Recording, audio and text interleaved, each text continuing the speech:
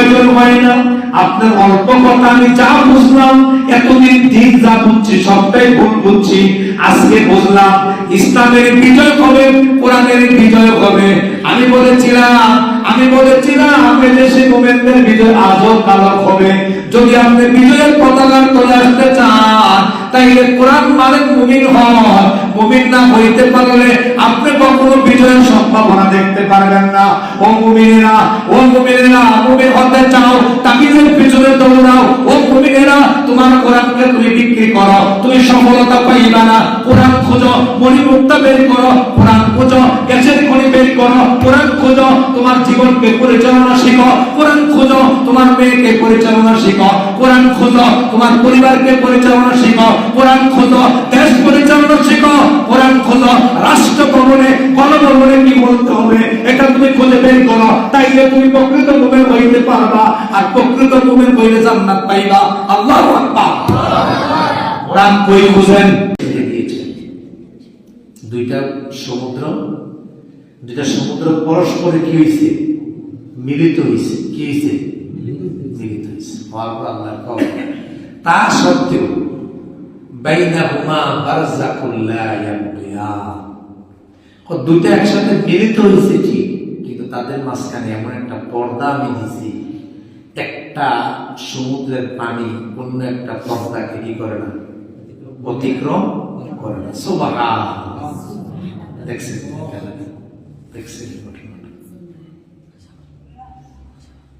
আল্লাহ সুবহানাহু ওয়া তাআলা পৃথিবীতে অনেক সমুদ্র দিয়েছেন, নদ-নদী দিয়েছেন, সাগর দিয়েছেন, উপসাগর দিয়েছেন। আল্লাহ বলেন, বান্দা তুমি আমার নিয়ামতের কথা অস্বীকার করবা কেমনে?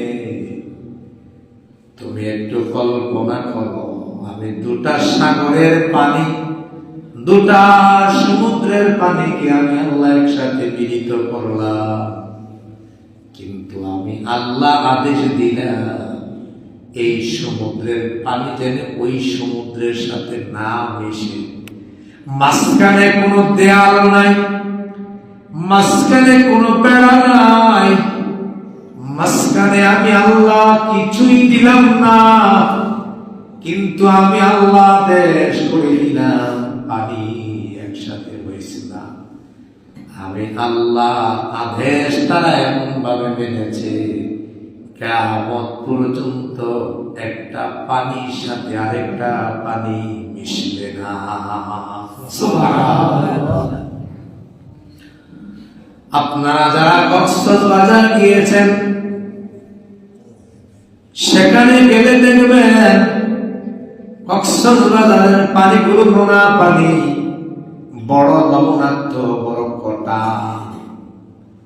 এই পানিগুলো মুখে দিতে মনে হবে কেউ যেন এই পানির মধ্যে লবণাই নেশাইয়া দিছে। সুবহানাল্লাহ। আপনারা যদি এই পানির মধ্যে গোসল করে থাকেন, নেমে থাকেন, ও আমার ভাইরা, ও আমার বোনেরা, তুমি বাস্তব একটা বিষয় কল্পনা করো, চিন্তা করো। কক্সবাজার বেশি দূরে নয়, আমরা সবাই কম বেশি কক্সবাজারে গিয়েছি। সেখানে গেলে আপনারা দেখবেন কক্সবাজারের পানিটা যদি আপনি হাতে নেন, দেখবেন শুধু গোলা আর গোলা, আর মুখে দেওয়ার সাথে সাথে মনে হবে লবণের বস্তা বুঝি পানির মধ্যে চাইনা দিছে। তাইলে বোঝা গেল কক্সবাজারের যে সাগরের উপসাগরের পানি, সেখানে শুধু লবণাক্ত, লবণাক্ত, লবণাক্ত। কেউ যদি এমন হয় ওখানে একটা শখ করে ডুব দেয়, ডুব দিলে আমরা যেটা দেখেছি, সেখানে ডুব দেওয়ার চক্ষু খোলা যায় না। যদি চোখগুলো খুলে ওই লবণাক্ত পানি লাগার পরে এমন ব্যথা করে মনে হয় যেন চোখগুলো চলে গেল, এর মানে হচ্ছে পুরা পানির মধ্যে লবণ আর লবণ। আল্লাহু আকবার। এখান থেকে অনেকে লবণের চাষ করে লবণ উঠায়, লবণ প্রসেসিং করে আমাদের কাছে এনে বিক্রি করে। আল্লাহ বলেন, বান্দা আমি কক্সবাজারের পানির মধ্যে লবণ দিলাম, বেশি দূরে নয়, এখান থেকে কয়েক কিলোমিটার পরেই সেন্ট মার্টিন। তুমি যদি টেকনাফ হয়ে সেন্ট মার্টিন যাও, একই সাগর, এক জায়গার মধ্যেই পানি চলাফেরা করে।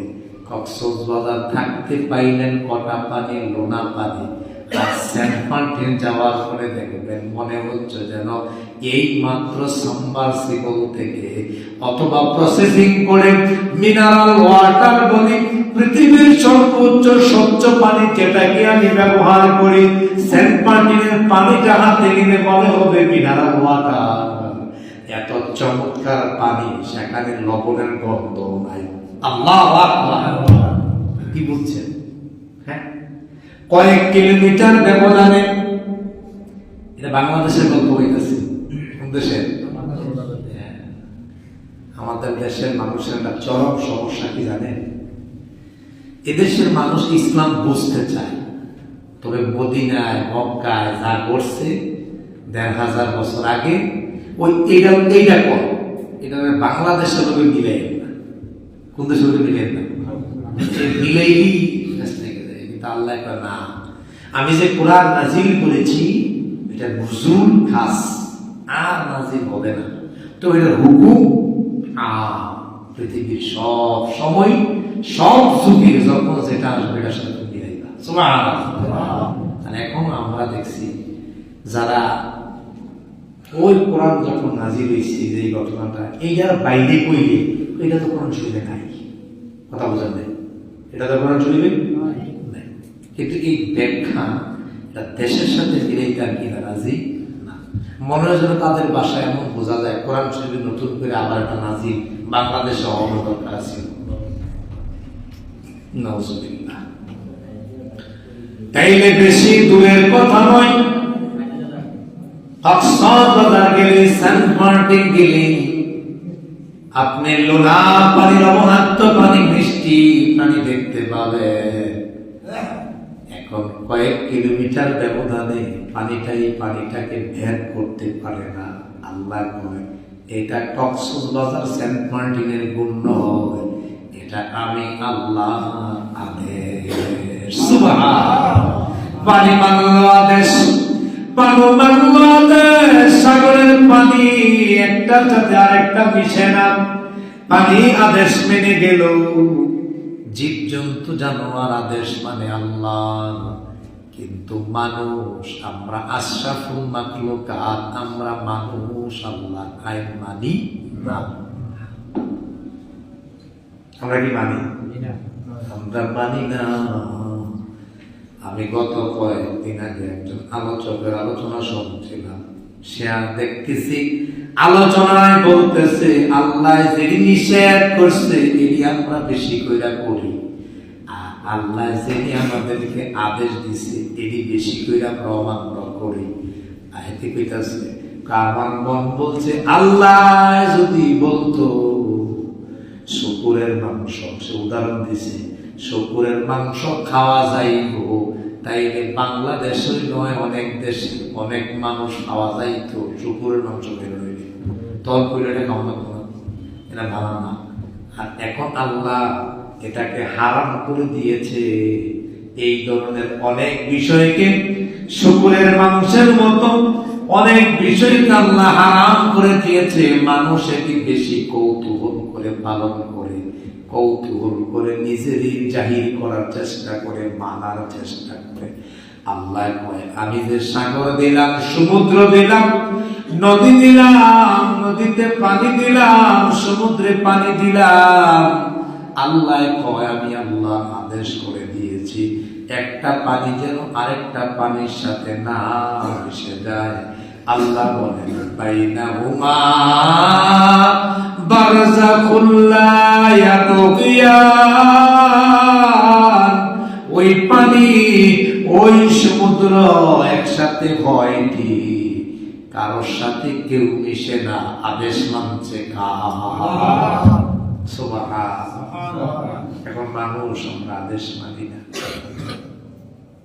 এই কথা বলি, আল্লাহ কয় বান্দা সমুদ্রটা আমার আদেশ মানলো, পানিটা আমার আদেশ মানলো, যেটার উপর কোনো জবরদস্তি নাই, তারা ইচ্ছা করলো এটা ঢেউ দিয়ে বেড়ে চাইছে, একটা কি দিয়ে ঢেউ দিয়ে বেড়ে চাইছে, এটা একসাথে কি করে না, মিশে না। আল্লাহ কয় এটা যে করলাম, কিন্তু তুই মানুষ, তুই কিন্তু আমার কি করছ না, আমার নিয়ামত স্বীকার করছ না। আল্লাহ করে কয় ফাবিআইয়ি আলাইহি রাব্বিকুমা তুকাযযিবান। ও বান্দা, আমি কোন নিয়ামতকে তুমি অস্বীকার করবা? বলো রে বান্দা, বলো বলো কোন নিয়ামতকে অস্বীকার করবা? আমি আজকে শুরুতেই বলেছিলাম, দেহের ভিতরে রূহ দিয়েছেন আল্লাহ। এই রূহ আছে বলে আমি মানুষ, রূহ আছে বলে আমি কথা বলি, রূহ আছে বলে আমি জাগার মালিক, রূহ আছে বলে আমি সবার কাছে ভালোবাসার পাত্র, রূহ আছে বলে আমার সন্তান আছে, রূহ আছে বলেই আমার পৃথিবীতে এত সম্পদ নিয়ে আমি বাহাদুরি করি।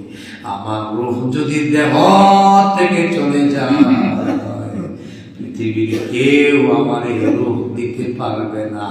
বান্দায় করে কেমনে, আল্লাহ বলে কেমনে তুমি আমার এই নিয়ামতকে অস্বীকার করবা? আল্লাহ আসলে কি আমরা অস্বীকার করা সম্ভব? বলেন দেখি সম্ভব? শুধু একটা রূহের কথা বললাম, কান সেই নিয়ার নাই, এই নিয়া বুঝে কানের কি দরদ। সবাই চিল্লায়, এই নিয়া কল্পনা করে আর বলে দুনিয়ার সব নিয়ে যদি আমার আল্লাহ কান দিত, তাইলে তো মানুষ কি কর অন্তত আমি শুনতে পারতাম। আমি তো এখন কানে শুনি না। যার চোখ নাই সে বুঝে চোখের কি মায়া, চোখের কি ধরত। আল্লাহ বলেন বান্দা, তুমি আমার কোন নিয়ামতকে অস্বীকার করবা? আমরা আল্লাহ নিয়ামতকে অস্বীকার করতে পারবো না। সবাই মানল, পশু পাখিগুলো আল্লাহর আইন মানে। পৃথিবীর সূচনা লগ্ন থেকে সূর্য উদিত হয়, এখনো উদিত হয়। পৃথিবীর সূচনা লগ্ন থেকে সূর্য অস্ত যায়, এখনো অস্ত যায়। চন্দ্র উদিত হয়, চন্দ্র অস্ত যায়। বলেন তো দেখি, আল্লাহ যে এই চন্দ্র সূর্যকে নিয়ম করে দিলেন, তারা কি কখনো এমন হয়েছে কয়েক মিনিট ব্যবধানে সূর্য উঠছে? তাইলে বোঝা গেল আল্লাহর আইন মানে সূর্য, সূর্য আল্লাহর আইন মানে, চন্দ্র আল্লাহর আইন মানে। সুবহানাল্লাহ কর। সূর্য আইন মানে কার? চন্দ্র আইন মানে কার? সবাই আইন মানে আল্লাহ। কিন্তু মানুষ আল্লাহর আইন মানতে রাজি না। আল্লাহ জায়গায় বলেন সাব্বাহা লিল্লাহি মা ফিস সামাওয়াতি ওয়াল আরদি ওয়াতি ওয়া মা ফিল আরদি ওয়া হুয়াল আজিজুল হাকীম। আল্লাহ বলেন বান্দা, আমি আল্লাহ, আমি আল্লাহ, এমন আল্লাহ, পশু পাখি জীব জন্তু জানোয়ার দুনিয়াতে যা আছে সবাই তাসবিহ পড়ে আমি আল্লাহ। সুবহানাল্লাহ। খোঁজখবর নিয়ে দেখা গেল আল্লাহর প্রশংসা করে সবাই, তবে মানুষের মধ্যে অনেকে পাওয়া যায় তারা আল্লাহর তাসবিহ পড়ে না, সবাই পড়ে না। যেমন দেখবেন তাসবিহ পড়ে না, কেমনে বুঝেন? আযান বলে মসজিদে সবাই আসে না, তাইলে বোঝা গেল আল্লাহ বলেছেন তুমি আমার তাসবিহ এখন পাঠ করো, মানুষ মসজিদে আসে না। এটা প্রমাণ করে মানুষ আল্লাহ তাসবিহ পাঠ করে না। সুতরাং আমাকে আপনাকে আল্লাহর তাসবিহ পাঠ করা লাগবে। আল্লাহকে চমৎকার করে তার পক্ষ থেকে প্রশ্নটা কিয়ামত পর্যন্ত আপনার কাছে রেখে গেলেন। ও বান্দা, রূহ দিলাম, ও ও বান্দা দেহ দিলাম, কথা বলার শক্তি দিলাম, তুমি আমি আল্লাহর কোন নিয়ামতকে অস্বীকার করবা? ইয়াখরুজু মিনহুমাল লুলু ওয়াল মারজান। আল্লাহ রাব্বুল আলামিন তিনি আবার কষ্ট করে আপনাকে আমাকে জানাচ্ছেন, আমি দুটা সমুদ্রের মধ্যে রেখে দিয়েছি মণিমুক্তা এবং প্রবাল। সুবহানাল্লাহ। তাইলে সমুদ্রের মধ্যে আল্লাহ রেখে দিলেন মণিমুক্তা, কি রাখছেন?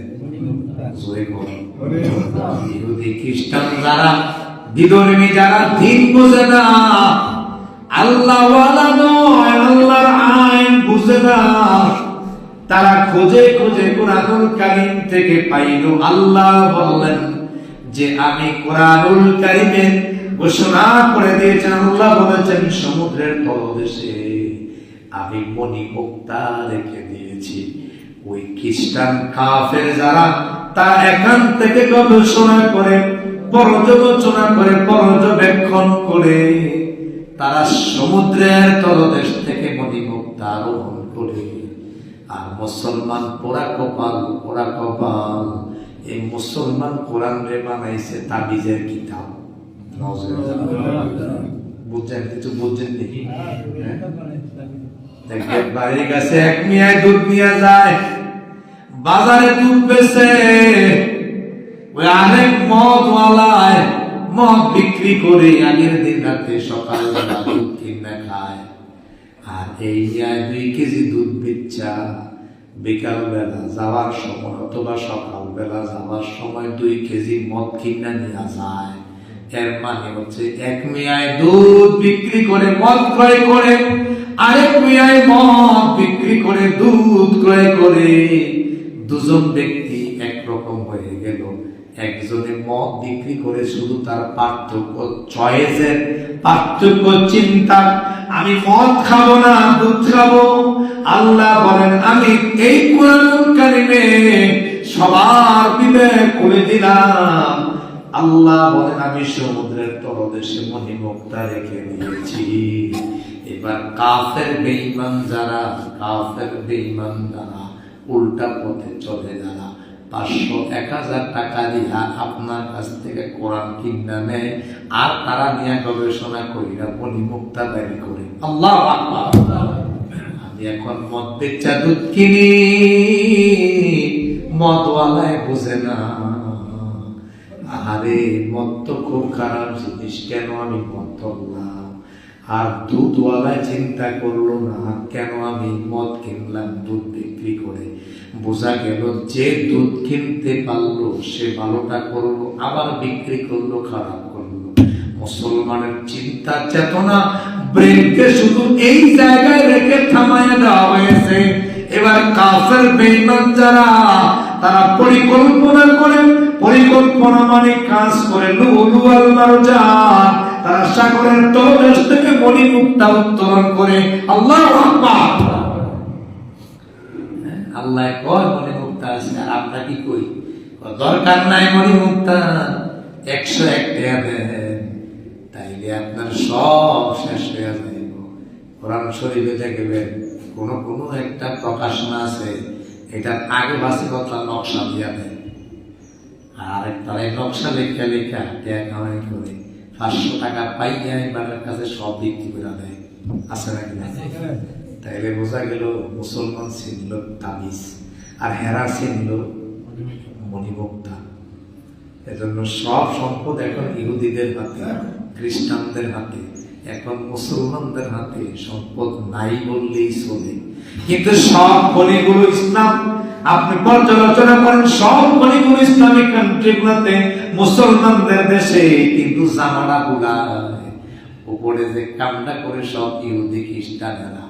আপনি আমি পারি না, পারি না, আমরা পারি না।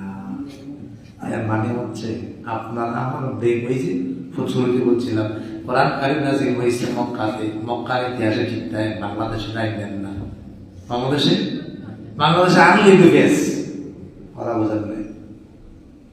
বাংলাদেশে আনলে কি নাই, একটা ঝামেলা তারিখে থেকে সেই জন্য মানুষের বক্তব্য হচ্ছে না, এটা বাংলাদেশ আমার দরকার নাই, ওটা ওই দেশে আছে, ওই দেশেই থাক। কিন্তু আল্লাহ কয় না না না, আমার এই কথাগুলো দুনিয়ায় সব জায়গায় ছড়াইয়া দাও। আমি আল্লাহ জানাইয়া দিলাম ওই সাগরের তলদেশে, সমুদ্রের তলদেশে আমি আল্লাহ মণি মুক্তা রেখে দিয়েছি, তোমরা ওই মণি মুক্তা গুলো খুঁজে বের করো। কিন্তু মুসলমান ওই মণি মুক্তা গুলো বের করতে রাজি না। মুসলমান এখন অল্পতে সন্তুষ্ট। এখন আপনার বসছে, হুজুরের থামছে, হুজুরে যাইয়া কোন রকম দোয়া বানাই দিয়েছে। এখন মুসলমানের চিন্তা হয়েছে, এটাই বুঝি আমার ইসলাম এখানেই শেষ। আমি জানার চেষ্টা করি না, আমি বোঝানোর চেষ্টা করি না আল্লাহ কোরআনে কি বললো। ওই আমার 10 বছর আগে হুজুরে বলে গেছে এটাই মানি। গত 2-3 দিন আগে, 2 দিন আগে বাজারে একজন লোকের সাথে আপনাদের এলাকায় দেখা হইল। আমি কথা বলার আগে এই মেয়ে পেতেছে, বুঝছি আপনি গীতা কইবেন কি করেন, কিটা কইছে বুঝছি আপনি গীতা কইবেন, কেমনে বুঝছেন? আমি বুঝছি। খোঁজ খবর নিয়ে দেখলাম এটা আরেক পাগল, এটার মাথা আসলে ঠিক নাই। ওই যে মক্কাতে কোরআন নাযিল হয়েছে, ওই বাংলাদেশে নেন না। আমি উল্টা পাল্টা খাই, আমি উল্টা পাল্টা চলি, আমি মনমতো জীবন পরিচালনা করি, এটাই বুঝি ঠিক। আর আপনারা যা সব বেঠিক। এবার খোঁজখবর নিয়ে দেখলাম এই লোকে কিচ্ছুই জানে না, কিচ্ছুই জানে না। এর মানে হচ্ছে ইসলামকে বুঝছে উল্টা, মানে উল্টা। এই ধরনের মুসলমান সমাজে গর্ব হয়ে গেছে, যার কারণে সাগরের তলদেশে মণিমুক্তা হয়েছে। আল্লাহ জানাইয়া দিলেন এখন মণিমুক্তার পাগল না, পাগল হয়েছে আমি 10 টিয়া দিয়া, 20 টিয়া দিয়া, 100 টিয়া দিয়া, কেমনে হুজুরের কাছ থেকে তাবিজ নিয়া আমি গলায় ঝুলাম, এটাই বুঝে আমার জন্য সফলতা। নাউজুবিল্লাহ। আমি এটা আর পাগল না। এরপরও কিছু সমাজে মানুষ আছে যারা কিছু বুঝে, তারা কিছু কি আর যারা বুঝে, তার জন্য এখনো দুনিয়াতে কিয়ামত হয় না। নাইলে কিয়ামতটা আসলে হইলে। আবার কিছুক্ষণ পরে দেখলাম কিছু মানুষ কেমন জানাইল, আপনি যেভাবে ব্যাখ্যা শুরু করলেন, ইতিমধ্যে তো আমরা এইভাবে স্পষ্ট ব্যাখ্যা করতে কাউকে শুনি নাই।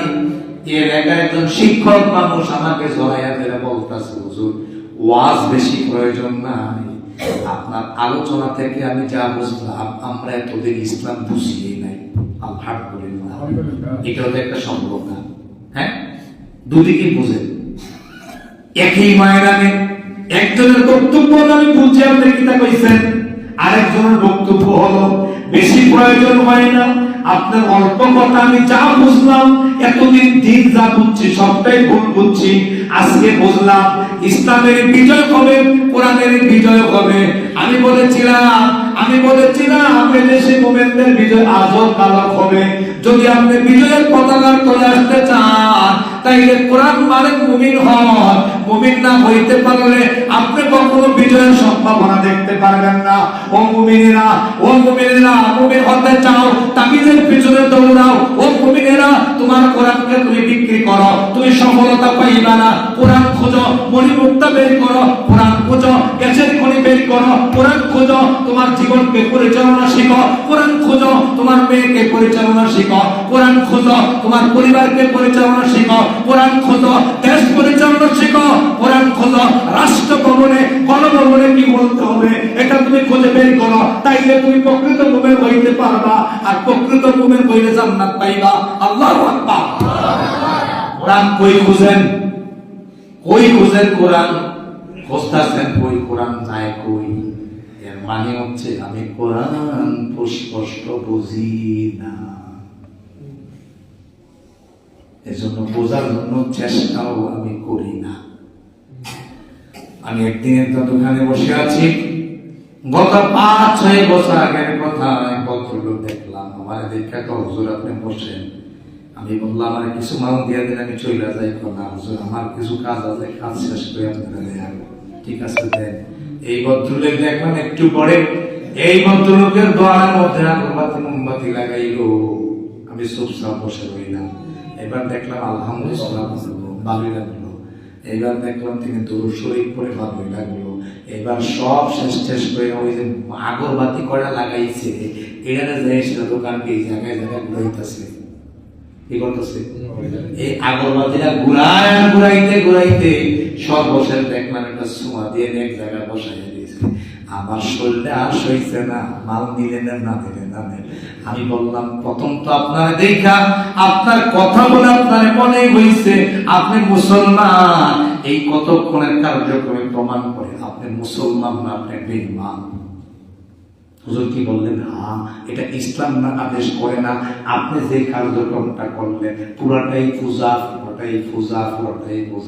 এর মানে হচ্ছে আমরা ইসলামকে বুঝি এটা নরমের ভাষায়, হিন্দুদের কাছ থেকে কিছু কালচার মুসলমানদের মধ্যে ইতিমধ্যে ঢোকা শুরু হয়েছে। আল্লাহ বলেন ইয়াখরুজু মিনহুমাল লুলু ওয়াল মারজান। ও বান্দা তোমার চিন্তাটাকে বড় করো, আমি মণিমুক্তা রেখে দিয়েছি। কেন 10 টিয়ার পেছনে দৌড়াও, কেন 20 টিয়ার পেছনে দৌড়াও? কোরআন নিয়ে গবেষণা করো, মণিমুক্তা চলে আসবে ইমানদারদের হাতে। সুবহানাল্লাহ, পুরো দেশ চলে আসবে তোমার হাতে। কেন তুমি পাগল হইছ সামান্য একটু মাতবাড়ি হইয়া? কেন তুমি পাগল হইছ সামান্য একটু কিছু হইয়া? তুমি কোরআন ধরো, কোরআন মানো। আমি সূরা রহমানে বলে দিয়েছি পৃথিবীর সব মণিমুক্তা তোমার হাতে চলে আসবে। সুবহানাল্লাহ। ওরে বাড়ি নিয়ে আমার বাড়ির নিচে গুপ্তধন তো আমারই, কথা হয় না? বাড়ি আমার, বাড়ির নিচে গুপ্তধন তো আমারই, এগুলো নিতাই ওকে। সুতরাং বোঝা গেল শুধু একটু বোঝার ব্যবধান। বাড়ির নিচে মুক্তধন আছে কিন্তু আমি বুঝি না, আমি দৌড়াই আরেক মিয়ার বাসে, আর এই মিয়া 100 দিয়ে পাইয়া 200 টাকা দিলাম, আর এই ফাঁকে আমার বাড়ির মণিমুক্তা সব হইয়া বিদায়। আল্লাহ কয় ফাবিআই আলা রাব্বিকুমা তুকাযযিবান। ও বান্দা, তুমি আমার কোন নিয়ামতকে অস্বীকার করবা? আমি আল্লাহরে একথা স্বীকৃতি এভাবে দিতে চাই, ও আল্লাহ তোমার কোন নিয়ামত তো আমি অস্বীকার করতেই পারবো না, উল্টা তোমার নিয়ামতের শুকরগুজার মৃত্যু পর্যন্ত করতে পারবো না। তুমি মেহেরবানি করে আমাদের উপর রহম করো। আমিন।